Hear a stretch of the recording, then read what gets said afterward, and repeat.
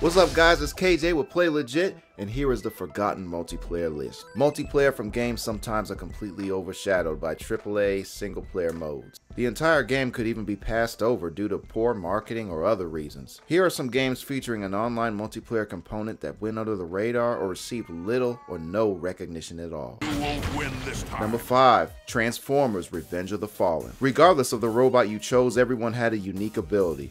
Of course, like the series, the top tier Autobots and Decepticons will have a bit of an edge. Megatron had a special gun that players would hold in and charge. If it connected, their opponent was instantly destroyed. Mode One Shall Stand pit the Decepticon ruler on one side against Optimus Prime's crew. The factions would have to protect the leader. This mode isn't anything new, but when you throw Transformers into the mix, it's a game changer. Oddly enough, as much fun as the multiplayer was, the single player is absolutely abysmal. We can see why the online play was overshadowed. I mean, this was a movie tie-in after all. Speaking of movie tie-ins, at number 4, 007 Quantum of Solace. While the graphics weren't really a show of any system's power, the gameplay was pretty tight. 007's multiplayer component played about identical to Call of Duty 4 Modern Warfare. So you can get Call of Duty gameplay for a fraction of the price, and it's a movie tie-in too? Crazy, huh? Safe to say the gunplay was satisfying. Maps were actually really well designed, perfect for shootouts. Some could have easily passed for maps in Activision's #1 series. The single player really isn't that bad either. You could play through the events of Casino Royale and Quantum of Solace. One of the features Call of Duty doesn't have that Quantum of Solace does is a cover system, and it works insanely well.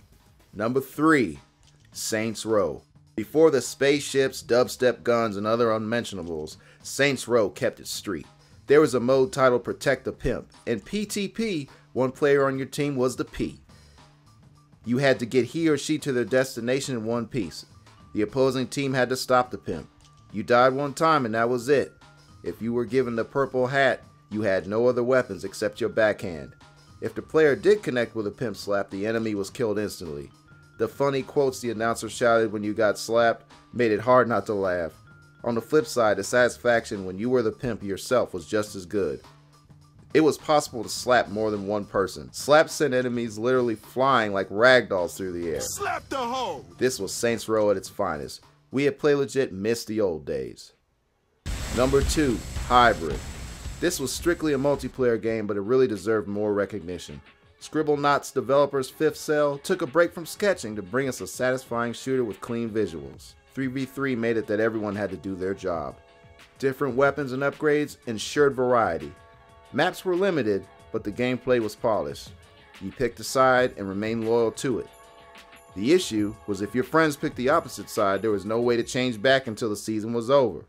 Oh man, decisions. Number 1, Condemned 2 Bloodshot. This had an immersive single-player mode already, but the multiplayer definitely went underappreciated. The hand-to-hand combat was pretty satisfying online or off.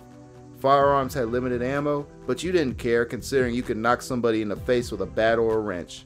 Weapons had unique execution animations. How embarrassing was it to be slain by a toilet seat? I'll tell you, it was pretty bad.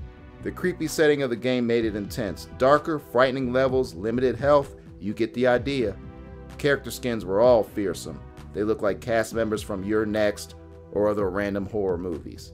This was a scary brawl and a series we'd like to see return. With improved motion devices in existence, a Condemned 3 doesn't feel far-fetched at all. Thank you for tuning in. If you guys have any forgotten multiplayer modes you'd like to list, give it to us, man. I'm KJ, this is Play Legit, Real Talk.